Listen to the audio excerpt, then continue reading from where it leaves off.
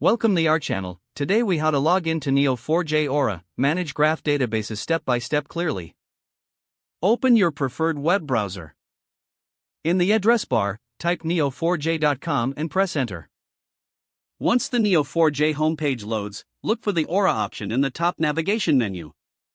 Click on the Aura link. On the Aura page, locate the login button, usually found in the top right corner. Click on the login button. You will be redirected to a login screen.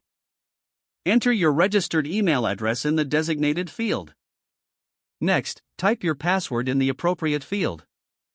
Double-check that both entries are correct. Click on the login button to proceed.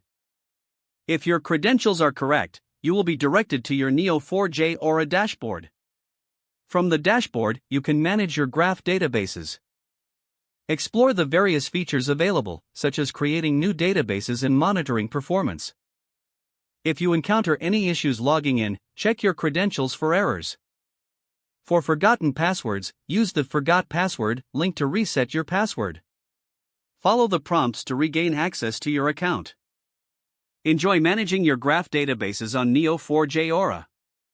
If the page does not load, refresh the browser or try again in a private or incognito window. Make sure you are using the correct email address, then retype it carefully to avoid small typos. If your password is not accepted, use the reset option and create a new strong password you can remember.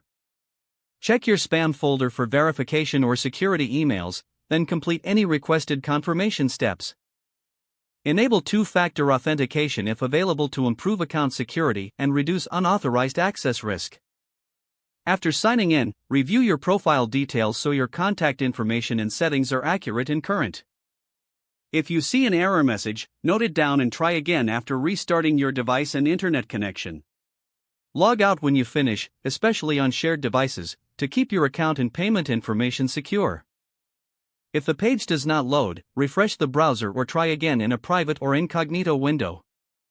Make sure you are using the correct email address, then retype it carefully to avoid small typos. Don't forget to like this video and subscribe to our channel for more step-by-step tech guides.